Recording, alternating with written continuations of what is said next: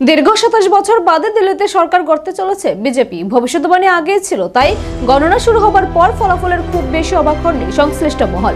যতদিন গড়িয়েছে বিজেপি নেতা কর্মীদের মুখের হাসি চৌড়া হয়েছে। অপরদিকে হতাশার কালো অন্ধকারে নিমজ্জিত আপের নেতা কর্মীরা। জয়ের হ্যাট্রিক হবার কথা ছিল আপের, কিন্তু হলো কই? এদিকে কংগ্রেস খাতাও খুলতে পারেনি, তাই কংগ্রেসের নির্বাচন কৌশল নিয়ে প্রশ্ন উঠতে শুরু করেছে। এই জয়কে অনেকে মোদি ম্যাজিকও বলেছেন, তবে কেজরিওয়াল যে মদের দোকানের টাকায় ডুবে মরেছেন তা বলার অপেক্ষা রাখে না। এই টিপ্পনি কেটেছেন অরবিন্দ কেজরিওয়ালের একতা গুরু আন্না হাজারে। ত্রিপুরা রাজ্যেও খুশির আবহাওয়া।